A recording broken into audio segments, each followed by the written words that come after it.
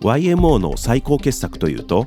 ライディーンやテクノポリス、ビハインドザマスクなど有名な曲を収録し100万枚というセールスを記録したソリッドステートサバイバーを挙げる方が多いかと思います。一方でファンの間では1981年に発表された BGM またはテクノデリックが最高傑作だという声も多くあります。 BGM は難解な音楽性でファンを切り離したとも言われ、売上的にも急降下してしまった作品です。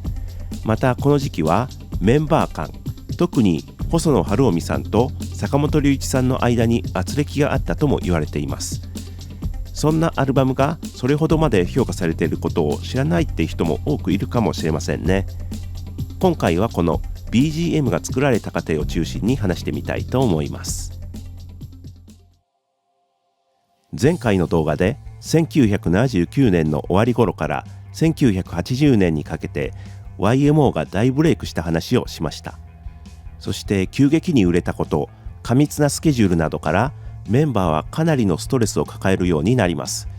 街を歩いているだけで子供からYMO だと指を刺されるほどに日本中で顔が売れてしまうことは誰も想定できていなかったのでしょう。特に坂本龍一さんは彼特有のスタンスから来る苦悩があったようです。もともとクラシックから現代音楽を学び、アカデミックな音楽を志す傍らでポップスやロックなど商業的な音楽の世界に副業、アルバイトの感覚で足を踏み入れたそうで、 YMO に加入したのもその延長線上、これで名を上げようとか売れてやろうみたいな気持ちはさらさらなかったみたいです。そういった自分の意識とは関係なく急激にスターになってしまった状況、それに抗おうという意識からかアンダーグラウンドな音楽シーンとの関わりを深めていきます。もともと輸入版を扱うレコード店をやっていた後藤義孝さんという方と坂本さんは1970年代から親しくしていて、後藤さんが1979年パスレコードというインディーレーベルを創立。大阪のパンク、ポストパンク系のバンドアントサリーのボーカルフューのプロデュースを坂本さんは依頼され引き受けます。これがフィナーレというタイトルのシングルで1980年3月にリリース。また東京ロッカーズという日本のパンクムーブメントの中心的存在フリクションのプロデュースも坂本さんが行い、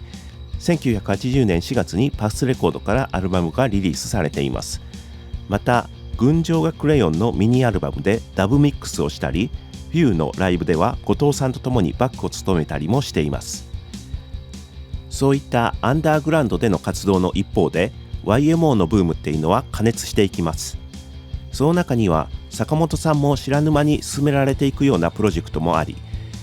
彼の反発心は YMO そのものとリーダーである細野さんに向けられるようになったようです。そして YMO の2回目のワールドツアーの話が出ると坂本さんはこれを拒否します。しかし坂本さんは好きに作っていいというソロアルバムを制作することを条件に YMO に残りワールドツアーにも参加することを承諾します。そしてできたアルバムが B2 ユニットで1980年9月にリリースされています。坂本さんと後藤義孝さんの共同プロデュース。当時の坂本さんはダブという手法に傾倒していて、イギリスのレゲエダブの重鎮デニス・ボーベルをエンジニアとしてダブの手法を用いたソロアルバム Take Away をリリースしていた XTC のアンディ・パートリッジをギタリストとして起用しました。ダブや現代音楽からのほかインダストリアルミュージックの創始者ともいえるスロッピング・グリッスルからの影響もあったといいます。このアルバムはアンチメジャー、アンチ YMO 的なスタンスから生まれた作品で、ポップな要素はほぼなく、ダブやノイズ、コラージュなどで構成された不穏で実験的な内容でしたが、折からの YMO ブームに乗ってその音楽性からしたら異例の15万枚というセールスを記録しました。このアルバムを聴いた細野さんは打ちのめされたといい、特にライオット・イン・ラゴスという曲は奇跡的な出来で YMO の理想の音だともいうぐらい絶賛していまして、 YMO の1980年のワールドツアーでセットリストに組まれ、だいたい1曲目に演奏されたようです。ビーツユニットが細野さんに絶賛されたことは坂本さんにとって嬉しかった反面、反 YMO という意識で作っただけに複雑な心境だったのではないでしょうか。そしてこのワールドツアーでの演奏はよりノイジーに、今までの YMO 像を壊す方向に向かっていったそうです。あと B2 ユニットと BGM の間くらいに録音された YMO の曲がありまして、それが自世紀開け心です。これは富士フィルムの応募券を集めて送るともらえるカセットブックに収録され、後にスネークマンションのアルバムにも収録されました。この曲は一聴するとアップテンポで楽しい曲に聞こえますが、ノイジーな音が散りばめられ、歌は日本語でもうやだと自重的に歌っています。YMO 過渡期の作品として興味深いですね。YMO が大ブームとなった1980年から明けて1981年1月15日から BGM の録音は始まっています。タイトルだけは1980年7月頃には決めていたと細野さんは言います。もともとは海外のプレスで YMO はミューザックと言われたと。ミューザックっていうのは日本でいう BGM、つまり他愛のない引っかかりのない音楽っていうニュアンスでしょうね。そういう否定的なことを言われた反発から、じゃあもっと過激な音を BGM というタイトルで出しちゃおうという、皮肉たっぷりな発想で考えていたそうです。細野さんは当時イギリスのニューウェーブを経由してアンビエントミュージックや現代音楽に傾倒しており、メロディーというものに関心がなくなっていたとも言います。そしてこの YMO がブームになっている状況だと、何をやっても売れてしまう、それなら本来なら絶対売れないであろう、今自分がやりたいことをそのままやってしまおうという、そんな心持ちで BGM の制作に入ったようです。 BGM では録音に使われた機材も大きく入れ替わっていまして、シンセサイザーはシーケンシャルサーキッツのプロフェット5がメインで使用されるようになり、簡単にドローンパターンをプログラミングできるローランドのリズムマシン TR808 も導入され、曲作りの段階から大活躍しました。また出始めたばかりのデジタル MTR が導入されましたが、その音質に細野さんは違和感を感じたのか、リズムトラックを一旦民生用、つまりプロ用ではなくアマチュア向けのアナログ MTR に録音して、それをまたデジタル MTR にコピーするという手法が取られました。もう一つこのアルバムからの変化は、歌詞をメンバーが日本語で書き、それをピーター・バラカン氏が英語に訳して元の詩を書いた人がボーカルを取っていること。これによって英訳というフィルターが通るものの、それぞれ個人の内面が出ている作品と言えます。もしかしたらこれが一番大きな変化かもしれませんね。では BGM 聴いていきます。1曲目バレ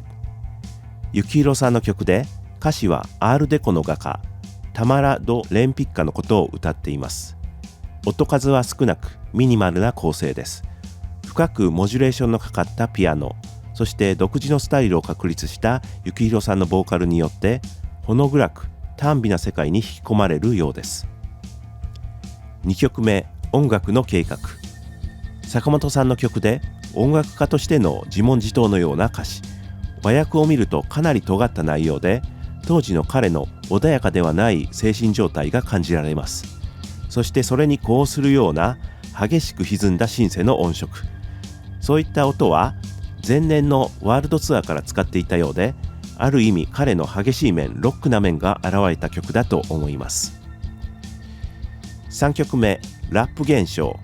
細野さんの曲でヒップホップにおけるラップと心霊現象のラップ現象をかけたタイトルになっています。この1981年という年代、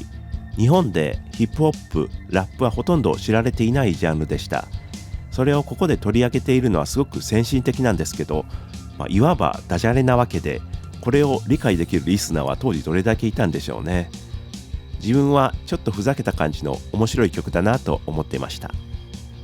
4曲目ハッピーエンド。これは坂本さんのソロシングルフロントラインの B 面の曲のリミックスになります。といってもフロントラインより BGM の方が先にリリースされたのでややこしいんですが、あくまでも坂本さんのソロ曲の方がオリジナルということです。BGM のバージョンは原曲にある主旋律が丸々カットされ、リズムトラックもほとんどカット、つかみどころのないアンビエント風の不可思議な曲になりました。坂本さんは後に細野さんへの嫌がらせかなと冗談っぽく言っています。5曲目、千のナイフ。坂本さんのファーストソロアルバムのタイトル曲で、 YMO のライブでも初期から演奏されてきた曲です。前年のワールドツアーでの演奏が反映され、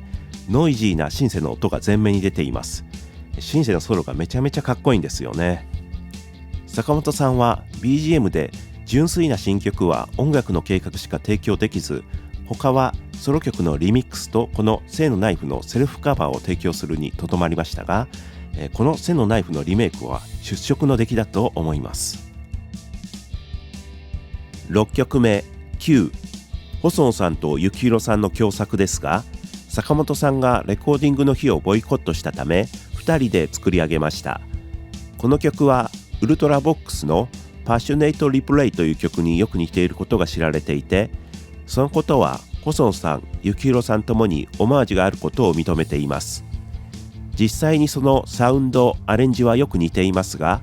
メロディーなどはより高揚感があり、ポップでキャッチーな曲になっていると思います。細野さん、幸宏さんはこの曲を会心の出来、非常に重要な曲だと言います。当時の自分たちの心情を表した歌詞というところもそうですが、 YMO からの影響がある曲をリリースしていたウルトラボックスへのアンサーという意味合いもあり、エレクトロポップやシンセポップ、日本でいうところのテクノポップという新しいジャンルで、日本と海外でオマージュし合い、ジャンルが形作られ活性化していく、その同時代性がとても重要だと2人は考えていたのだと思います。しかし坂本さんからしたら、単なる真似としか映らず反感を持ってしまい、レコーディングに非協力的になったみたいです。7曲目、 UT。 YMO3 人による共作。タイトルはウルトラテレストリアルの略で、超地球的存在という意味。後にイギリスの音楽誌が、この曲はハードコアテクノの元祖であると書きましたが、その要因となったドラムパターンはもともとは普通の8ビートで、ミックスの時細野さんが偶然ディレイをかけてしまい、それが細かく連打しているようなドラムになり、そのまま採用されたそうです。途中3人のコントっぽい掛け合いが入ってきますが、全体にシリアスで重々しい印象のアルバムなのに、こういったちょっとひねくれたユーモアを入れてくるところが YMO の面白い要素の一つですね。自分はそういうところがとても好きです。8曲目、カムフラージュ。幸宏さんの曲で TR808 と生ドラムの絡みがスリリングでかっこいいです。そこに乗るシンセ、ボーカルはダークで病的なイメージを起こさせます。幸宏さんの内省的な面、短美的な面が前面に出ている、内面に沈み込んでいくようなどこか怖さを感じる曲です。細野さんは幸宏さんが亡くなった後、ラジオで YMO における幸宏の最高傑作とこの曲を紹介しました。9曲目、マス。細野さんの曲で非常に重々しい印象の曲です。歌詞はロシア語と英語に訳され、ピーター・バラカンさんによってつぶやくように歌われています。多くの人が同じ方向を向いて歩いているというイメージの歌詞。そしてロシア語ということから、当時のソ連、社会主義、共産主義というものが連想され、それがとても暗く、重く、寒々しいサウンドで表現されています。しかしこの曲は当時の細野さんの内面が反映されているとも考えられ、だとすると細野さん自身が受けていた重圧を表しているのでしょうか。10曲目、来たるべきもの。作曲は YMO と松武秀樹となっています。曲の前半は無限音階という聴覚上の錯覚を利用して音が延々に上がり続けるように聞こえるパートが続き、上昇が止まった後、非常にゆっくりとしたシンセのフレーズを繰り返します。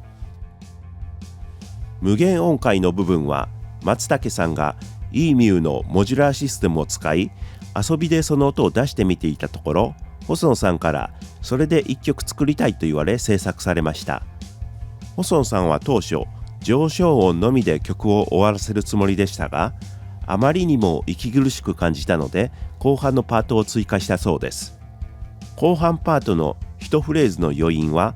メンバー3人の深い呼吸の時間を測ってその平均値に合わせているそうです。この曲はそれまで一応はポピュラーミュージックの枠の中に収まっていた YMO が完全に実験音楽の領域に足を踏み入れた作品になりました。自分がこの曲を初めて聴いたのは中学生の時だったと思いますが、かなりの驚き衝撃を受けたのを覚えています。音楽の三大要素はメロディ、リズム、ハーモニーと言われますが、無限音階の部分はそのどれもが希薄というかないですよね。後半部分はそれで言うと音楽的になるのですが、無限音階の部分も聴いているとイメージのようなものが浮かんだり、感情を揺さぶる何かを感じたりして、こういった音楽もあるんだと、なんだかわけがわからないけどすごいなと思ったんですね。